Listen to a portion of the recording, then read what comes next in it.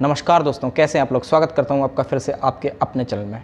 दोस्तों मैं हूं अनिल मिश्रा और आज आपको इसी अध्याय में, यानी कि हम लोग महाद्वीपों को कर रहे थे, उसी अध्याय में दूसरा महाद्वीप आज हम लोग पढ़ेंगे जिसका नाम है अफ्रीका। अफ्रीका के बारे में कुछ महत्वपूर्ण तथ्य होंगे। दोस्तों ये वीडियो थोड़ा सा लंबा होने वाला है, इसलिए धैर्य बनाए रखिए और यकीन मानिए अगर आप इस वीडियो को देखते हैं तो कोई भी प्रश्न आपकी परीक्षा में इस वीडियो से बाहर नहीं जाएगा। अगर आप इतना कर लेते हैं, अगर आप इतना लिख लेते हैं, उसे याद करते हैं, तो ये आपके लिए बहुत ज़्यादा बेनिफिशियल होने वाला है। दोस्तों आइए चलते हैं अफ्रीका की तरफ। दोस्तों ये है अफ्रीका का मैप, ठीक है। मैं आपको यहाँ दिखाने वाला हूँ। ये अफ्रीका है, ये विश्व का दूसरा सबसे बड़ा महाद्वीप है। पहला पॉइंट, ये विश्व का दूसरा सबसे बड़ा महाद्वीप है। अफ्रीका के अगर हम लोग उत्तर में बात करें तो यहाँ पे आपको एक और महाद्वीप देखने को मिलेगा जिसका नाम है यूरोप, ठीक। यानी कि यहाँ पे यूरोप हो गया। हम लोग इस तरफ आएंगे और अफ्रीका के पूर्व में अगर हम लोग जाएंगे तो यहाँ पे आपको ये वाला जो पार्ट दिख रहा है, व्हाइट वाला जो पार्ट है, ये आपको एक और महाद्वीप देखने को मिलेगा जो विश्व का सबसे बड़ा महाद्वीप है जिसका नाम है एशिया। यानी कि हम कह सकते हैं अफ्रीका के उत्तर में यूरोप है और अफ्रीका के पूर्व में कौन सा महाद्वीप है, आपका एशिया महाद्वीप है। ठीक है दोस्तों, यहाँ तक किसी को कोई समस्या नहीं। अब हम अफ्रीका को पढ़ने से पूर्व पहले इसे अन्य महाद्वीपों से अलग कर लेते हैं, सारी जल संधियाँ पढ़ लेते हैं, सारे सागर देख लेते हैं, उसके पश्चात ही हम अफ्रीका के अंदर प्रवेश करेंगे। तो दोस्तों सबसे पहले हम लोग आरंभ करते हैं इस तरफ से। तो यहाँ पे देखोगे ये वाला जो पार्ट है, ये एक महासागर है जिसका नाम है आपका अटलांटिक महासागर, ठीक है।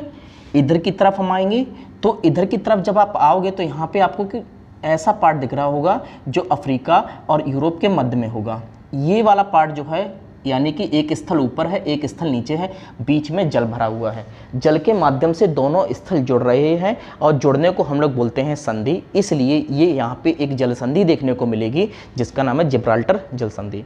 बहुत सारे एग्जाम्स में ये जल संधि पूछी भी जाती है कि जिब्राल्टर जल संधि किन महाद्वीपों को अलग करती है। तो आपका उत्तर हो जाएगा यूरोप और अफ्रीका को अलग करने वाली जल संधि का नाम होगा जिब्राल्टर जल संधि। ठीक है दोस्तों, हम लोग इस तरफ और आते हैं। यहाँ पे आपको ये वाले पार्ट पे एक सागर देखने को मिलेगा जिसका नाम है मेडिटेरियन सी या भूमध्य सागर, ठीक दोस्तों। भूमध्य सागर के हम लोग इस तरफ और आएंगे। भूमध्य सागर के बारे में अभी बहुत सारे महत्वपूर्ण तथ्य भी पढ़ेंगे कि क्यों इसकी लवणता सबसे ज़्यादा नहीं है, भूमध्य रेखीय क्षेत्रों में होते हुए भी यहाँ पे इसकी लवणता कम है, क्यों इसकी लवणता पे क्या प्रभाव पड़ता है, इसकी लवणता कम करने में कौन कौन से महत्वपूर्ण कारक हैं वो भी देखेंगे। हम लोग थोड़ा सा और आगे बढ़ते हैं तो मेडिटेरियन सी के थोड़े से इधर की तरफ आएंगे, यानी कि अफ्रीका और एशिया के मध्य में आएंगे तो यहाँ पे आपको एक और सागर देखने को मिलेगा जिसका नाम है लाल सागर, ठीक है। लाल सागर दोस्तों इसलिए इसे कहते हैं क्योंकि इसके नीचे एक शैवाल पाई जाती है जिसका रंग लाल है, उसी के रिफ्लेक्शन की वजह से इसका जो पानी है वो लाल रंग का नजर आता है, इसलिए इसको लाल सागर कहते हैं, ठीक। अब हम थोड़ा सा इधर और बढ़ेंगे। यहाँ पे एक छोटा सा और सागर आपको देखने को मिलेगा। बेसिकली ये सागर नहीं है, ये खाड़ी है, क्योंकि पिछले ही वीडियो में मैं आपको बता चुका था कि ऐसा कोई भी जल जिसको तीन तरफ से स्थल घेरता हो। याद रखिएगा, अगर कोई भी जल, अगर किसी भी स्थल को चारों तरफ से जल घेरेगा तो वो कौन सा, तो वो स्थान क्या कहलाएगा, द्वीप कहलाएगा। लेकिन अगर किसी जल को तीन तरफ से कोई भी स्थल घेरता है तो उसे हम क्या कहते हैं, खाड़ी कहते हैं। तो यहाँ पे देखो कि ये इसको तीन तरफ से स्थल घेरे हुए हैं, इसलिए यहाँ पे एक आपको खाड़ी देखने को मिलेगी जिसके नाम है अदन की खाड़ी, ठीक है दोस्तों। अब यहाँ पे हम लोग थोड़ी सी चीज़ें और देखते हैं। लाल सागर और अदन की खाड़ी के मध्य ये वाला जो पार्ट होगा, यानी कि लाल सागर और अदन की खाड़ी को जोड़ने का कार्य कौन करेगा, तो यहाँ पे एक जल संधि होगी जिसका नाम है बॉब अल मंडेव की जल संधि। बॉब अल मंडेव की जल संधि जो लाल सागर और आपका अदन की खाड़ी को जोड़ने का कार्य करती है। ये एक पॉइंट हो गया। इसी पॉइंट के साथ साथ एक चीज और देखिएगा कि अफ्रीका और यहाँ पे एशिया को अलग करने का भी जो कार्य होगा वो भी यही जल संधि करेगी जिसका नाम है बॉब अल मंडेव की जल संधि। अब हम ये आगे देखेंगे कौन से देश अलग होते हैं इस जल संधि के माध्यम से, वो हम आगे देखेंगे। लेकिन अभी आप इतना याद करिएगा, लाल सागर और अदन की खाड़ी के मध्य में एक जल संधि है जिसका नाम है बॉब अल मंडेव की जल संधि, और एशिया और अफ्रीका को अलग करने का भी कार्य कौन सी करती है, बॉब अल मंडेव की जल संधि करती है। दोस्तों अब इधर एक आपको महासागर देखने को मिलेगा जिसका नाम है हिंद महासागर, ठीक। यहाँ पे एक आपको द्वीप देखने को मिलेगा जिसका नाम है मेडागास्कर द्वीप। मेडागास्कर द्वीप की कुछ विशेषताएं हैं। यहाँ पे सर्वाधिक जैव विविधता पाई जाती है। क्यों पाई जाती है? क्योंकि जब आप इस तरफ पे मेडागास्कर पर चढ़ना आरंभ करेंगे तो आपको एक पहाड़ी देखने को मिलेगी। इस पहाड़ी पर चढ़ते हुए जाएंगे, उस तरफ से उतरेंगे तो नियम कहता है कि जैसे जैसे मौसम में परिवर्तन होगा वैसे विविध प्रकार की वहाँ पे आपको जैव विविधता या जीव देखने को मिलेंगे, जिसे जीवों की विविधता या जैव विविधता कहते हैं। इसलिए यहाँ पे सर्वाधिक जैव विविधता देखने को मिलती है। अब देखिएगा, मेडागास्कर और अफ्रीका के मध्य में यहाँ पे एक चैनल होगा, एक सकराई सी पेटी होगी पानी की, जिसे हम कहते हैं मोजाम्बिक चैनल। मोजाम्बिक चैनल जो है वो अफ्रीका और मेडागास्कर को अलग करने का कार्य करती है। ठीक है दोस्तों, इतना हम लोगों ने देख लिया। अब मैंने आपको एक चीज़ नहीं बताई कि यहाँ पे मेडिटेरियन सी और लाल सागर को जोड़ने का कार्य कौन कर रही है, कौन सी नहर कर रही है। वो मैंने इसलिए नहीं बताई क्योंकि ये जो नहर है इसका निर्माण 1869 में हुआ। ठीक, अब इसका निर्माण क्यों हुआ उसके बारे में कहानी सुनते हैं। तो दोस्तों, जैसा आप सभी को पता होगा, 1600 के आसपास जब भारत में अंग्रेज़ों का आगमन हुआ, उसी के साथ साथ कालांतर में उनका व्यापार भारत के साथ बढ़ने लगा, या यूँ कह लो कि पूर्वी जो देश थे इनके साथ अंग्रेज़ों का व्यापार अच्छी खासी मात्रा में बढ़ने लगा।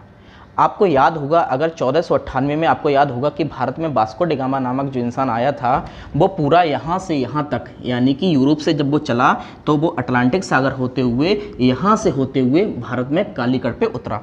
यानी कि उसने कितना लंबा यहाँ से देखोगे चक्कर लगाया, तब वो भारत की तरफ पहुँचा। अब क्या है कि अगर आप मैप सही तरीके से देखेंगे तो यहाँ पे आपने एक पॉइंट और देखा होगा कि नीचे की तरफ ऊपर की तुलना में स्थल कैसा है, कम है। यानी कि ऊपर स्थल ज़्यादा है, नीचे स्थल कम है। दोस्तों, जब नीचे स्थल कम होगा इसका मतलब है कि जो भी जलधाराएं होंगी उन्हें कोई भी रोकने वाला नहीं होगा। अगर उन्हें स्थल रोक लेता तो उनकी जलधाराओं की जो तीव्रता होती वो कम हो जाती, लेकिन स्थल की कमी होने की वजह से उनकी तीव्रता में क्या हो जाती है, वृद्धि हो जाती है। इसलिए इन वाले जब आप अक्षांशों पे आओगे, यानी कि 50वें और 60वें अक्षांशों पे जब आओगे, तो यहाँ की जो जलधाराएं होती हैं वो बहुत ही रौद्र रूप धारण कर लेती हैं, जिन्हें आपने सुना भी होगा, चीखता, साठा और पचासा के नाम से जाना जाता है।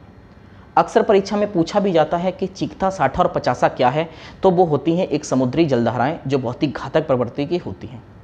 हमने ये आपको क्यों बताया, अभी आप समझोगे। दोस्तों, जब अंग्रेज़ों का यहाँ से व्यापार ज़्यादा होने लगा और वो यहाँ से माल वगैरह अपने देशों में ले जाने लगे, तो ऊपर से कोई रास्ता था नहीं।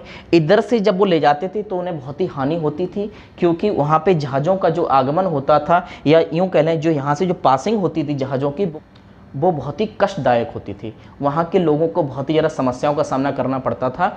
ठीक है दोस्तों, ये वाला पॉइंट समझ में आ गया। अब बात करते हैं, जब व्यापार ज़्यादा होने लगा उन्हें चिंता लगने लगी कि अब क्या किया जाए, व्यापार दिनों दिन बढ़ता जा रहा है और यहाँ से माल जाने का जो कॉस्ट है वो भी बढ़ता जा रहा है, और हमारा बहुत से कम माल पहुँचता है, आने जाने में ही बहुत ज़्यादा समय लग जाता है। तो उन्होंने कहा क्यों ना एक ऐसे छोटे रास्ते की खोज की जाए जिससे भारत या पूर्वी देशों और पश्चिमी देशों के मध्य में आसानी से सुगमतापूर्ण एक रास्ता मिल सके और हमें कम से कम नुकसान हो, हमारा कॉस्ट भी कम से कम आए और हमारा व्यापार भी बढ़ता जाए। फिर एक क्या हुआ, उन्हें लगा कि यहाँ से काम कर सकते हैं, इधर तो पूरा समुद्र है, चलता है, यहाँ तक हम आसानी से आ सकते हैं। अगर इस वाले पार्ट को थोड़ा सा तोड़ दिया जाए तो हम लाल सागर और भूमध्य सागर के मध्य में जुड़ सकते हैं। उन्होंने ऐसा क्यों सोचा? क्यों ये दूरी थी वो केवल 169 किलोमीटर की थी। ठीक, कितनी थी? 169 किलोमीटर की थी। और 1850 तक आते आते तकनीकी का भी अच्छा खासा विकास हो चुका था उन लोगों के पास, तो इसे तोड़ना उनके लिए कोई ज़्यादा मुश्किल भी नहीं रहा होगा। ठीक, तो उन्होंने इस 169 किलो वाले पार्ट को तोड़ दिया और यहाँ से लाल सागर और आपके भूमध्य सागर के मध्य में एक नहर बना दी जिसका नाम था सुएज नहर। यानी कि हम कह सकते हैं इस प्रकार सुएज नहर की जो लंबाई होगी वो भी कितनी हो जाएगी? 169 किलोमीटर।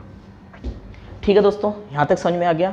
अब एक चीज़ और देखते हैं, 169 किलोमीटर यानी सुएज नहर की लंबाई है, और इसे तोड़ने से उन्हें कितना ज़्यादा मुनाफा हुआ होगा। इसके साथ साथ एक चीज़ और मैं आपको बता दूं, इस सुएज नहर का जो निर्माण है वो 1869 में हुआ। ठीक, अब भारत में जितना भी दोहन वो कर सकते थे इसके माध्यम से उन्होंने किया। जो अपना विषय होगा वो इतिहास में हम लोग आके देखेंगे। इसका भी एक महत्वपूर्ण रोल रहा होगा कहीं ना कहीं इतिहास में, वो हम लोग बाद में चर्चा करेंगे। ठीक है दोस्तों, अब यहाँ पे आपको एक प्रश्न मैं देता हूँ कि 1869 में भारतीय इतिहास में किस महान इंसान का जन्म हुआ? ठीक, वो आप मुझे बताएंगे कमेंट बॉक्स में। ठीक, और दोस्तों एक और चीज़, अगर इसी प्रकार आपको सारे वीडियोस चाहिए, ये सारे के सारे निःशुल्क होंगे। मैं आपको सारे सब्जेक्ट पढ़ाऊंगा, यहाँ पे भूगोल के जितने भी महाद्वीप होंगे वो सब कंप्लीट कराऊंगा। बस आपसे एक छोटी सी उम्मीद करता हूँ कि आप इस वीडियो को ज़्यादा से ज़्यादा शेयर कर दीजिएगा, लाइक कीजिएगा, सब्सक्राइब कीजिएगा और कमेंट के माध्यम से ये ज़रूर बताइएगा कि आपको ये वीडियो कैसा लगा। ठीक है दोस्तों, ये था ओवरऑल व्यू जो मैंने आपको अफ्रीका का बाहर का दिया। अब हम लोग मूव करते हैं अफ्रीका के अंदर की तरफ। ठीक है, अब हम लोग आ चुके हैं अफ्रीका के अंदर की तरफ। जो भी हमने पढ़ा वो एक बार लिखा हुआ देख लेते हैं, क्या क्या पढ़ा। अफ्रीका एशिया के बाद दूसरा सबसे बड़ा महाद्वीप है। इसे अंध महाद्वीप भी कहते हैं। इसे अंध महाद्वीप इसलिए कहते हैं, जब यहाँ पे अंग्रेज वगैरह आए तो उन्होंने देखा कि ये यहाँ पे जितने भी लोग हैं वो सब काले हैं, इसीलिए उन्होंने इसे काला महाद्वीप या अंध महाद्वीप कहा। ठीक है, आगे बढ़ते हैं। एक चीज़ और यहाँ पे याद रखिएगा, यह एकमात्र विश्व का ऐसा महाद्वीप है जहाँ से तीनों रेखाएं गुजरती हैं, जिनका नाम है कर्क रेखा, भूमध्य रेखा और मकर रेखा। ऐसी चीज़ विश्व के किसी भी और महाद्वीप पे आपको देखने को नहीं मिलती। ठीक है, आगे बढ़ते हैं। यहाँ पे अगला पॉइंट जो मैंने बताया है वो ये है कि अफ्रीका के जितने भी देश हैं उनकी एक प्रकार से स्पष्ट सीमा देखने को मिलती है। एक प्रकार से क्या बोला, स्पष्ट सीमा देखने को मिलती है। देखते हैं कैसे। देखिए यहाँ से यहाँ तक देखिए कैसे स्केल के माध्यम से बिल्कुल सीमाओं का निर्धारण किया गया है, ये देखिएगा। ठीक है, ऐसा लगता है इस प्रकार की सीमाएं किसी स्केल के माध्यम से बनाई गई हों। ये कैसे हुआ? तो अब मैं आपको बता दूं, पहले भी बता चुका था कि अंग्रेज़ों ने दोहन के क्रम में किसी भी देश को नहीं छोड़ा। उन्होंने हर एक देश को गुलाम बनाने के सोचे। यहाँ पे भी आए होंगे, जब यहाँ पे आए होंगे तो हर एक देश, यूरोप के जो अलग अलग देश थे उनके जो प्रतिनिधि होंगे यहाँ पे व्यापार करने के लिए आए होंगे और इन्होंने यहाँ पे उनका दोहन करना आरंभ किया होगा। उनकी आपस में मतभेद भी होंगे, उनकी आपस में लड़ाई भी हुई होगी। और अफ्रीका ये प्राकृतिक दृष्टि से बहुत ही संपन्न क्षेत्र है, तो उन्होंने आपसी विवाद से बचने के एक गोलमेज सम्मेलन टाइप का बुलाया होगा और कहा होगा कि हम लोग आपस में नहीं लड़ते, मिल बांट के यहाँ से चीज़ों को लेके चलते हैं। तो अब इसका किस प्रकार से सीमा का निर्धारण किया जाए, तो उन्होंने क्या किया कि एक बड़ा सा मैप लिया और उस पर स्केल के माध्यम से जहाँ पे वो लोग शासन कर रहे थे उन्होंने अपना अपना राज्य स्केल के माध्यम से बांट लिया। इसीलिए यहाँ की जो सीमाएँ थीं वो एक प्रकार से आपको स्केल के तरीके देखने को मिलेंगे। ठीक है दोस्त, एक ये पॉइंट हो गया हमारा। आगे बढ़ते हैं हम लोग। अगला पॉइंट जैसा मैं बता चुका था फिर से देखते हैं। अफ्रीका के पश्चिम में अटलांटिक महासागर, पूर्व में हिंद महासागर है। अफ्रीका के पूर्व में एशिया, उत्तर में यूरोप महाद्वीप है। अभी जैसा बताया वही सब लिखा हुआ है। आगे, अफ्रीका के उत्तर में भूमध्य सागर, उत्तर पूर्व में लाल सागर, सुएज नहर, अदन की खाड़ी स्थित है। सब बता चुका हूँ। भूमध्य सागर की लवणता के बारे में हम चर्चा करते हैं। बेसिकली भूमध्य सागर जो है वो यहाँ पे स्थित है, बहुत ही ज़्यादा गर्मी वाला क्षेत्र है। नियम तो ये कहता है किसी भी सागर की लवणता या किसी भी झील की लवणता बढ़ने में गर्मी का या यूँ कह लो कि ऊष्मा का एक प्रमुख कारण रहता है। अब याद रखिएगा यहाँ पे क्या होगा कि किसी भी जब समुद्र का जल होगा तो उसमें नमक प्राकृतिक रूप से घुला होगा। NaCl तो होता है, ये हमें पता है। अगर इसका पानी ज़्यादा से ज़्यादा वाष्पित होगा तो हमें पता है नमक में क्या आएगा, नमक वहाँ पे ज़्यादा हो जाएगा, पानी सारा उड़ के चला जाएगा। भूमध्य सागर में यहाँ पे लवणता ज़्यादा होनी चाहिए थी। लेकिन दोस्तों होता क्या है कि अफ्रीका की सबसे बड़ी नदी या यूँ कह लो विश्व की सबसे लंबी नदी नील भी विक्टोरिया झील से होते हुए अंततः जाके भूमध्य सागर में गिरती है, जो कहीं ना कहीं मीठा पानी जब लवणता वाले पानी में मिलेगा तो उस मीठे पानी की वजह से समुद्र के पानी की या भूमध्य सागर के पानी की लवणता में क्या आ जाएगी, कमी आ जाएगी। ये था इसका प्रमुख कारण। ठीक है, अगले पॉइंट की तरफ हम लोग चलते हैं। अगला पॉइंट क्या है, लाल सागर और अदन की खाड़ी को बॉब मंडेब की जल संधि जोड़ती है, हम लोग पढ़ चुके थे। अगला, अफ्रीका और एशिया की भी अलग करने की जो जल संधि है उसका भी नाम क्या है, मंडेब है। ठीक, अगला अफ्रीका देश के बारे में देखें तो अफ्रीका का जिबूती और एशिया का यनम है, वो इस जल संधि के माध्यम से अलग होता है। यहाँ पे देखिएगा आपको देश देखने को मिलेगा जिसका नाम है जिबूती, और ये वाला देश जो एशिया का है इसका नाम है यनम। इसी जल संधि के माध्यम से अलग होते हैं। ठीक, आगे बढ़ते हैं। आगे बढ़ने के दोस्तों क्रम में देखते हैं अफ्रीका और यूरोप के मध्य में जल संधि देखी अभी आपने, जिसका नाम था जिब्राल्टर। यहाँ पे देशों के बारे में बात करें तो अफ्रीका का यहाँ पे आपको देश देखने को मिलेगा जिसका नाम है मोरक्को, और यहाँ पे यूरोप का जो देश होगा उसका नाम है स्पेन। मोरक्को और स्पेन के मध्य जो जल संधि थी वो जिब्राल्टर। अगर आपसे प्रश्न पूछा जाए कि अफ्रीका और यूरोप के मध्य में जल संधि कौन सी है तो जिब्राल्टर, और देश पूछ लिए जाए कि स्पेन और मोरक्को के मध्य में कौन सी जल संधि है तब भी उसका क्या आंसर हो जाएगा, जिब्राल्टर। ठीक, आगे बढ़ते हैं हम लोग। दोस्तों अगला यहाँ से एक और महत्वपूर्ण प्रश्न पूछा जाता है हॉर्न ऑफ अफ्रीका के बारे में। ये हॉर्न ऑफ अफ्रीका क्या है, या यूँ बात कर लो कि इसमें क्या है कि यहाँ पे कौन कौन से देश इसमें सम्मिलित हैं। तो देखिएगा ये वाला जो पार्ट है एक तरीके से आपको यहाँ पे सिंह की तरीके से दिखाई पड़ता है। इस वाले पार्ट्स को हम लोग क्या कहते हैं, हॉर्न ऑफ अफ्रीका कहते हैं। इसमें कौन कौन से देश शामिल हैं तो यहाँ पे देखिएगा इसमें 3 देश शामिल हैं, जिसमें क्या क्या है, आपका इथोपिया है, सोमालिया है और जिबूती है।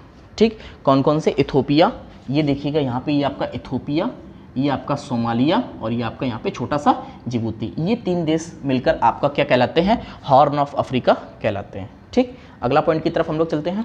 अब हम लोग आते हैं पर्वत की तरफ कि अफ्रीका में कौन कौन से प्रमुख पर्वत हैं और इनकी विस्तार वगैरह कहाँ पे है, हम लोग देखते हैं। तो दोस्तों इस वाले पार्ट पे आपको एक पर्वत देखने को मिलेगा जो अफ्रीका का बहुत ही मुख्य पर्वत है, जिसका नाम है एटलस। ठीक, इसकी जो सबसे ऊंची चोटी है उसका नाम है माउंट टोबिको। ठीक, तो यहाँ पे ये पर्वत आपको देखने को मिल गया, यानी कि हमने कहा कि अफ्रीका के उत्तर पश्चिम में एक एटलस पर्वत है जिसकी सबसे ऊंची चोटी टोबिकोल है, 4166 मीटर की ऊंचाई है। अब यहाँ के दो प्रमुख पर्वत और हैं, यहाँ पे इस तरफ आइएगा केन्या की तरफ, एक यहाँ पे केन्या में एक पर्वत स्थित है और यहाँ पे एक और पर्वत स्थित है जिसका नाम है किलिमंजारो। बेसिकली ये अफ्रीका की सबसे ऊंची चोटी भी कहलाती है यहाँ पे किलिमंजारो। ठीक, ये किलिमंजारो जो है और ये केन्या पर्वत जो है वो एक प्रकार का ज्वालामुखी पर्वत है। दोस्तों याद रखिएगा, केन्या और हमने आपको बताया जो यहाँ पे किलिमंजारो जो है वो एक ज्वालामुखी पर्वत है। लेकिन अगर आपने अफ्रीका का कभी मैप देखा होगा तो आपको लगा होगा कि इस वाले पार्ट्स पे कोई भी यहाँ पे ज्वालामुखी देखने को नहीं मिलता। जब ज्वालामुखी देखने को नहीं मिलता तो ये ज्वालामुखी पर्वत का निर्माण कैसे हुआ। ठीक है दोस्तों, ये चीज़ आपको समझ में आ गई। तो हम लोग वापस चलते हैं ऑस्ट्रेलिया पे। जब आपने ऑस्ट्रेलिया पढ़ा था तो मैंने एक सिद्धांत बताया था जिसका नाम था plate tectonic theory. Plate tectonic theory के माध्यम से ये कहा जाता है कि जितने भी महाद्वीप है या पानी है वो सब के नीचे किस पे टिका हुआ है, प्लेट पे टिका हुआ है। ठीक, और इन प्लेट में क्या होता है, दोलन होता है, इनका विस्थापन होता है, इनका चलन होता है। जब ये अपने टूटते हैं और धीरे धीरे अलग होते हैं, ठीक है, तो आपको पता था कि कालांतर में ये सारे के सारे महाद्वीप जो थे वो आपस में जुड़े होते थे। इनमें धीरे धीरे विस्थापन की प्रक्रिया के माध्यम से क्या हुआ, ये धीरे धीरे अलग हुए। तो आपको पता था कि भारत जो था वो भी अफ्रीका से यहाँ से जुड़ा हुआ था। ठीक, भारत भी ऐसा यहाँ पे जुड़ा हुआ था। जब भारत यहाँ पे जुड़ा हुआ था, जब वो धीरे धीरे अलग हुआ होगा, अलग होने की वजह से पृथ्वी के गर्भ में जो मैग्मा भरा होगा वो एकदम बाहर निकला होगा और लावा के रूप में पूरे स्थान पर फैला होगा। तो आपने देखा होगा जब वो लावा निकला होगा तो इस वाले पार्ट्स पे भी फैला होगा और भारत के पश्चिम वाले पार्ट्स पे भी फैला होगा। याद रखिएगा, इन वाले पार्ट्स पे भी फैला होगा और भारत के पश्चिम वाले पार्ट्स पे भी फैला होगा। इसीलिए यहाँ पे आपका ज्वालामुखी पर्वत का निर्माण हो गया और भारत के पश्चिमी तरफ एक आपका दक्कन का पठार का निर्माण होता है जो एक लावा युक्त पठार है। याद रखिएगा, भारत के पश्चिम में दक्कन का पठार है जो एक लावा युक्त पठार है, जहाँ पे उन वाले क्षेत्रों में काली मृदा पाई जाती है। अगर आपने कभी भी भारत का अध्ययन किया होगा तो ठीक, अगर पढ़ा होगा आपने तो आपको जरूर याद होगा, लेकिन कभी आपने दिमाग नहीं लगाया। आपको दिमाग से सोचना चाहिए था कि जब दक्कन का पठार का निर्माण लावा युक्त पदार्थ से हुआ है, लावा से हुआ है, लेकिन भारत में कोई भी पश्चिम की तरफ वहाँ पे ज्वालामुखी देखने को नहीं मिलता, तो यहाँ पे लावा कहाँ से आया। तो लावा कहाँ से आया, जब भारत अफ्रीका से अलग हुआ तो इसके टूटने के क्रम में यहाँ से बहुत सारा मैग्मा जो था ज़मीन के अंदर वो लावा के रूप में निकला और अफ्रीका के पूर्वी तरफ और भारत के पश्चिमी तरफ क्या हुआ, इसका निष्कासन की वजह से ये फैल गया और यहाँ पे इन वाले क्षेत्रों में लावा के द्वारा भारत में पठार का निर्माण हो गया और अफ्रीका के पूर्वी तरफ यहाँ पे क्या बन गया, बहुत ही बड़ा एक तरीके से हम कह सकते हैं पर्वत का निर्माण हो गया, किलिमंजारो और केन्या, जो एक प्रकार के ज्वालामुखी पर्वत के उदाहरण हैं। ठीक दोस्तों, हो गया ये। अगले पॉइंट पे हम लोग चलते हैं, ज्वालामुखी कैसे, भारत की चर्चा जो थी वो मैंने आपको कर दी। अब हम बात करते हैं एक और प्रमुख है, इसके दक्षिण में यहाँ पे आपको एक पर्वत और देखने को मिलेगा। अफ्रीका के दक्षिण में यूं कह सकते हैं, और यहाँ पे एक देश भी है जिसका नाम है दक्षिण अफ्रीका। यहाँ पे आपको एक पर्वत देखने को मिलता है जिसका नाम है ड्रैकन्सबर्ग पर्वत। बेसिकली यहाँ पे है इस वाले पार्ट्स पे ड्रैकन्सबर्ग पर्वत, ये भी दक्षिण अमेरिका का सबसे महत्वपूर्ण पर्वत है। ठीक, आगे बढ़ते हैं हम लोग। तो दोस्तों अब हम लोग अफ्रीका के मरुस्थल की तरफ चलते हैं और अफ्रीका के मरुस्थलों का विस्तार देखते हैं। दोस्तों किसी भी देश के मरुस्थलों के विस्तार देखने से पूर्व उसके बनने के कारण के बारे में आपको पता होना चाहिए। ठीक, कि मरुस्थलों का निर्माण कैसे होता है। तो याद रखिएगा, मरुस्थलों का निर्माण तभी होता है जब उन क्षेत्रों पे वर्षा नहीं होगी। ठीक, वर्षा ना होने का प्रमुख कारण क्या है, तो हम जैसे ड्रॉ कर लेते हैं, इसी से समझ लेते हैं। अफ्रीका से आप सभी को पता है सूर्य जो है वो पूर्व से चमकता है, तो इन वाले पार्ट्स पे जो होगी वो ऊष्मा की अच्छी खासी प्राप्ति होगी।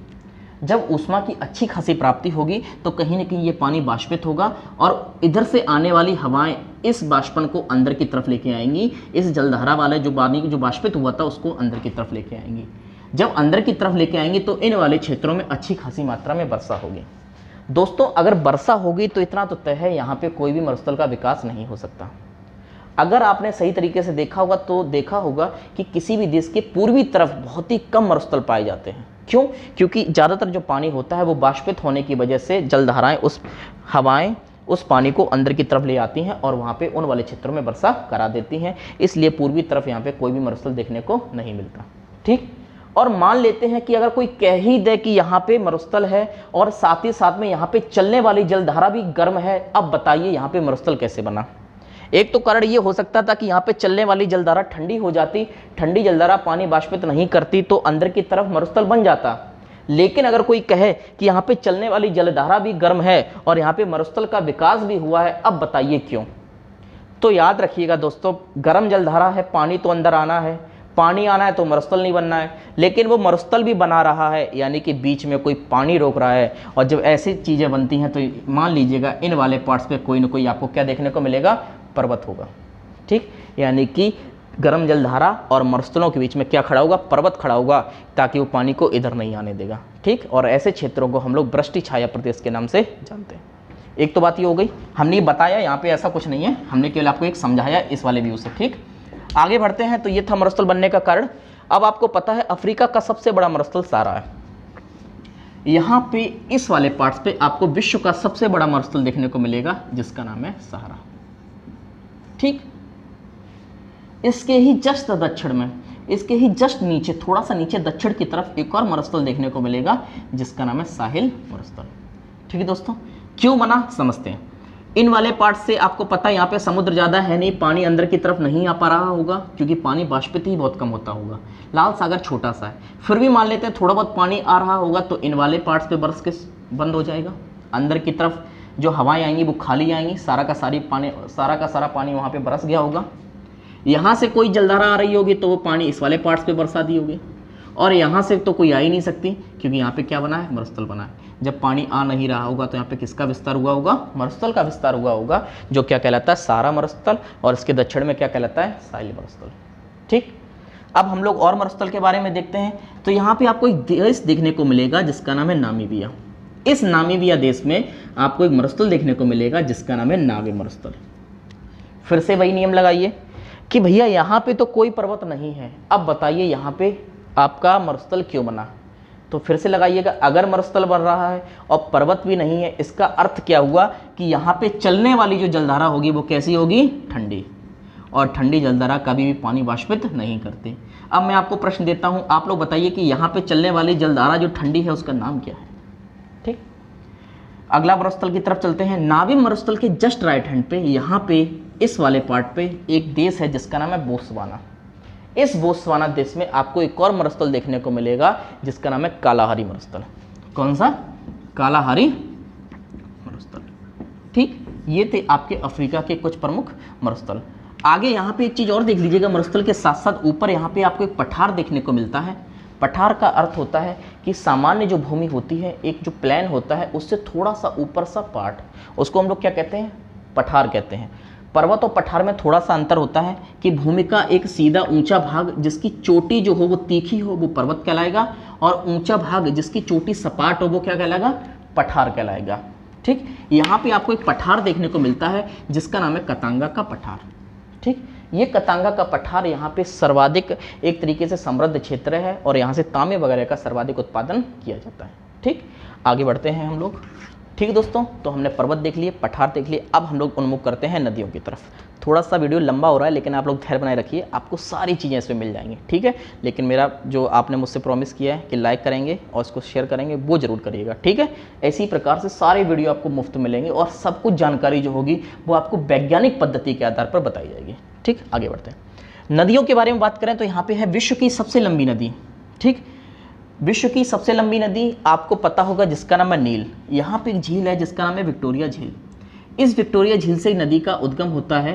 बेसिकली नील नदी तो यहाँ से आके मिलती है, श्वेत नील कहलाती है, लेकिन हम लोग नील ही मान लेते हैं। यहाँ से नील नदी का उद्गम होता है विक्टोरिया झील से, और ये ऐसे होते हुए इजिप्ट होते हुए या मिस्र होते हुए यहाँ पे इस भूमध्य सागर में गिर जाती है।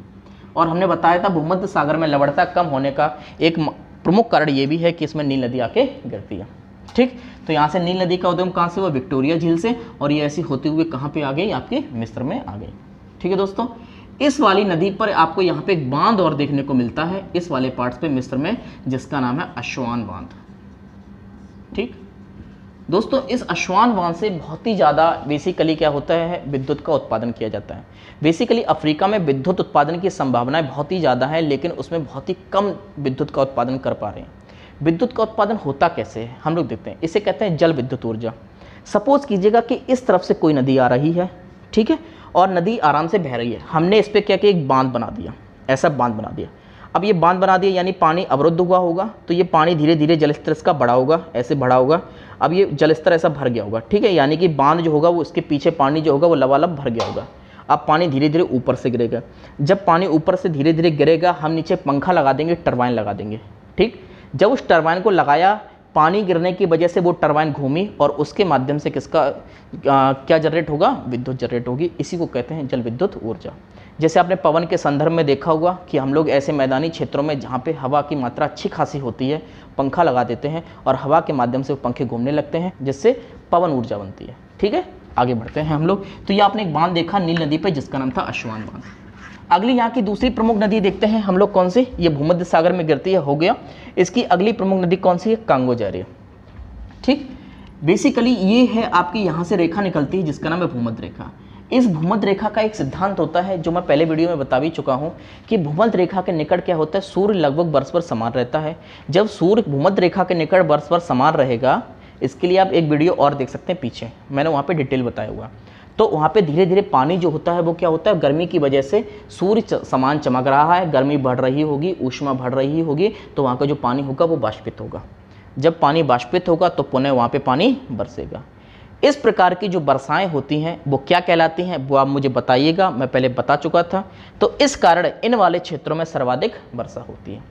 जब सर्वाधिक वर्षा होगी तो वो छोटी छोटी नालियों से होकर बड़ी नाली, नाली से नाला, नाला से नदी का रूप धारण कर लेती हैं और यहाँ से नदी का उद्गम होता है जो कहलाती है कांगो जारी नदी, जो किधर गिरती है आके, अटलांटिक महासागर में आपकी गिरती है आके, ठीक। तो यहाँ पे देखोगे इस कांगो जारी जो भूमध्य रेखीय क्षेत्रों से होती है और इस नदी की विशेषता ये है कि ये भूमध्य रेखा को 2 बार विभाजित करती है। याद रखिएगा विश्व में 3 ऐसी नदियां हैं। एक नदी आपकी भूमध्य रेखा को विभाजित करती है, एक नदी आपकी कर्क रेखा को विभाजित करती है, एक नदी आपको किसको, मकर रेखा को विभाजित करती है। तीनों के नाम आपको पता चल जाएंगे। तो ये नदी कैसी है, ये नदी भूमध्य रेखीय क्षेत्रों से गुजरती है और आपको किसको विभाजित करती है, भूमध्य रेखा को 2 बार विभाजित करती है। आगे बढ़ते हैं दोस्तों। अगली प्रमुख नदी है नाइजर। इन वाले पार्ट्स पे अगर आपको एक नदी देखने को मिल रही होगी यहाँ पे, तो एक नदी है जिसका नाम है नाइजर। ये नाइजर जो है बेसिकली, नाइजर एक देश है, उसके नाम पे ही है नाइजर नदी।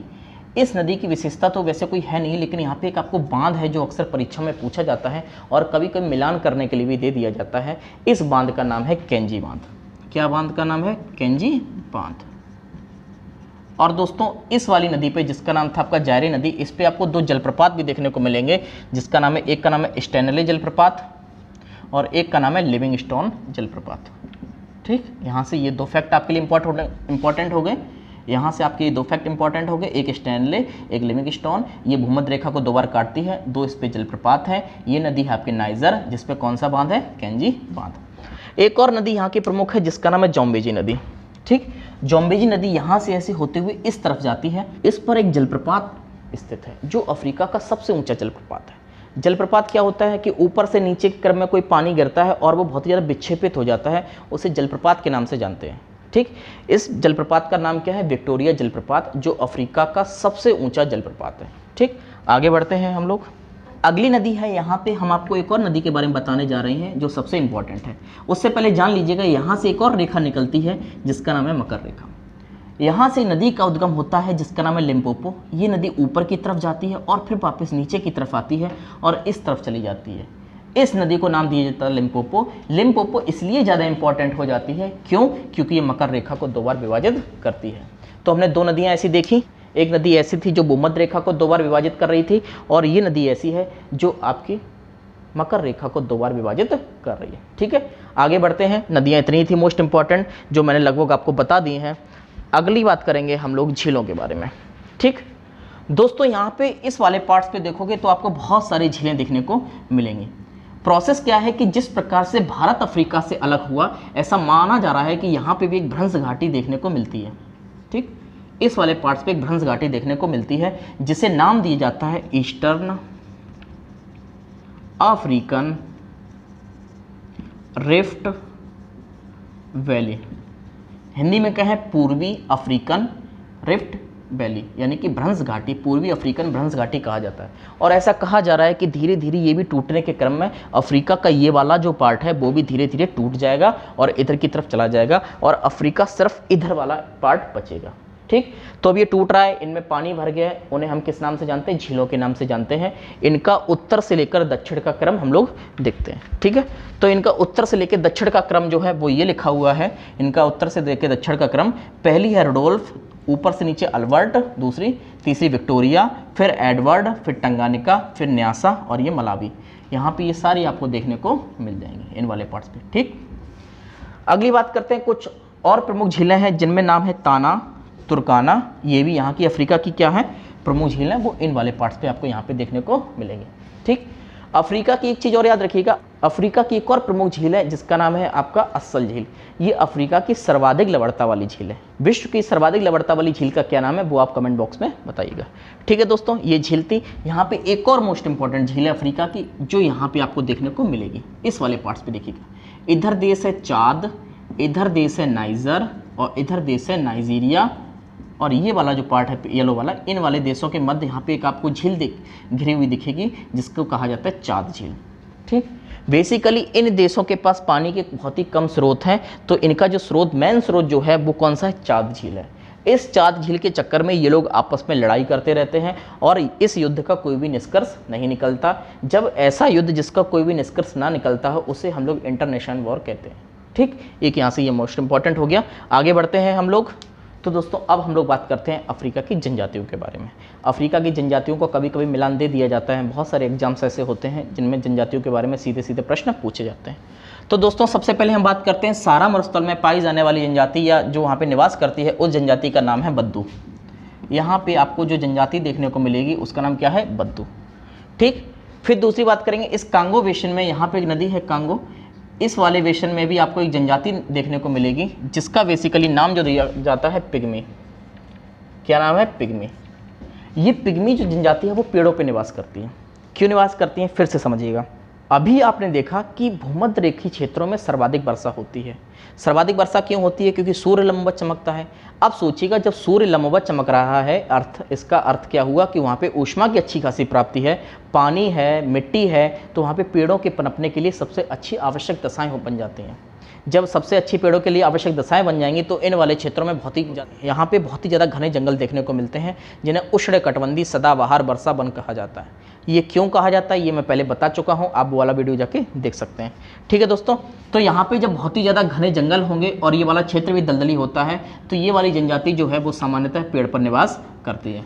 ठीक, आगे बात करते हैं तो हम लोग और एक मोस्ट इंपॉर्टेंट जनजाति यहाँ पे जो कालाहारी मरुस्थल में देखने को मिलती है जिसका नाम है बुशमैन जनजाति। यहाँ पे एक और जनजाति देखने को मिलेगी जिसका नाम है बुशमैन जनजाति। और ये बुशमैन जनजाति जो है वो क्या करती है, वो सर्वाधिक शुतुरमुर्ग का पालन करती है। किसका, शुतुरमुर्ग का पालन करती है। और आप सभी को पता होगा शुतुरमुर्ग का जो अंडा होता है वो सबसे बड़ा अंडा होता है। ठीक, आगे बढ़ते हैं हम लोग। ये सारी हो गई। यहाँ पे एक और जनजाति है जिसका नाम है मसाई, इन पूर्वी वाले भागों में देखने को मिलती हैं। तो ये जनजाति थी सारी जो हमने आपको बता दी। आगे बढ़ते हैं हम लोग। तो दोस्तों अफ्रीका के बारे में जितने भी ज़्यादा तथ्य थे वो मैंने आपको बता चुका हूँ। तो दोस्तों अफ्रीका की नदियाँ, पर्वत, पहाड़, झीलें आदि मैं सारी चीज़ें आपको बता चुका हूँ। अब हम बात करते हैं कुछ ऐसे महत्वपूर्ण तथ्य जो कभी कभी परीक्षा में सीधे सीधे प्रश्न पूछ लिए जाते हैं। आगे बढ़ते हैं। तो यहाँ पे पहला प्रश्न है, अफ्रीका में सर्वाधिक बोलने वाली भाषा कौन सी है? तो इसका नाम है स्वाहिली भाषा।